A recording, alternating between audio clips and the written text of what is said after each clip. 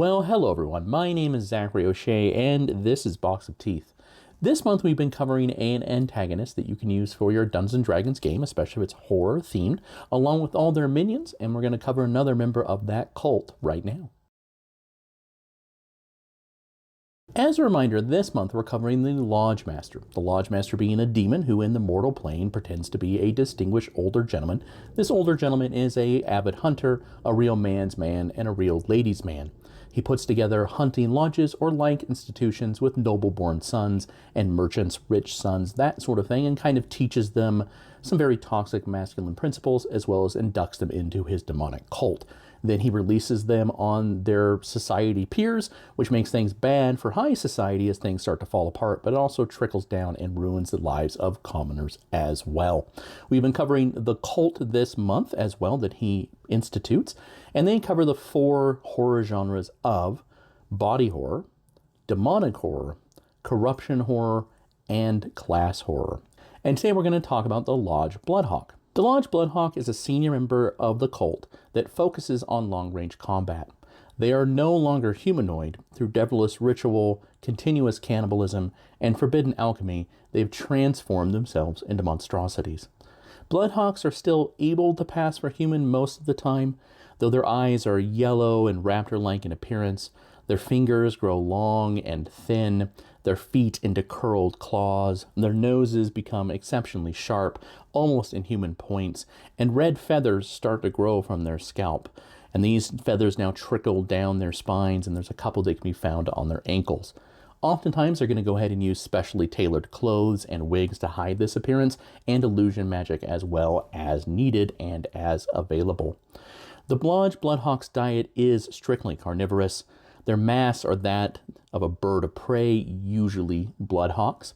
Speaking of bloodhawks, they tend to be the most common hunting companion that these lodge members have, though they do also use giant eagles, giant owls, or sometimes even griffins. All right, let's go ahead and take a look at the Lodge Bloodhawk statistics for Dungeons & Dragons 5th edition. Again, the Bloodhawk and the rest of the Lodge were built for a campaign that used firearms, specifically flintlock weapons. You could easily, however, use heavy crossbows or longbows in the Bloodhawk's build if you don't want firearms in your campaign. The Bloodhawk is a medium monstrosity who is challenge rating 7 and also chaotic evil. They do have some saving throw bonuses and the skills you would expect an avid hunter to have, as well as being immune to the frightened and poison conditions. They do have a couple of abilities, one of which is feral tread, so they ignore natural difficult terrain in forest and plains. They also have keen sight and smell, as well as glide. Even though they don't have wings, if they have a 10-foot running start, they gain a flight speed of 20 feet until the start of their next turn. Again, that's a little weird because they don't have wings, so it can easily be some sort of demonic power or manifestation around them, depending on how you want to present that.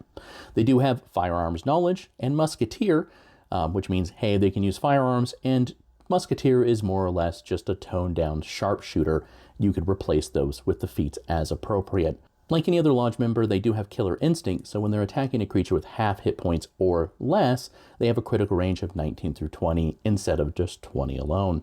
When it comes to their attacks, they do carry a Lodge blade, just like the rest of the Lodge does. However, that's not their focus. They do use a musket or a heavy crossbow or longbow if you need it, and get to make 2 attacks with that every round. They do have a nice long range on said musket, but they also have an ability called Headshot, which is on a recharge of 6. Basically, they shoot a creature they can see in 120 feet using a normal musket attack. If it hits, that creature has to make a Constitution save or be knocked unconscious as they're hit in the head. At the start of every turn, that creature gets to repeat this save to see if they can wake up. Of course, this now makes them an easy target for other Lodge members to take down in melee combat, or at least in range if it's someone that uses a pistol up close. Horror genre-wise, obviously they do have a bit of a more of a demonic appearance as they're changing from man into some sort of twisted infernal hawk. And then that kind of plays a little bit more into the demonic horror. Besides just the aspects, they can also glide, even though they don't have wings. And I usually display this as some sort of demonic energy that's carrying them along. The corruption horror and the class horror come into their very kind of hunt and cull the weak, especially commoners and the like. You can have them easily just like to take pot shots at folks in a village, for example, for fun. And now the players have to deal with that.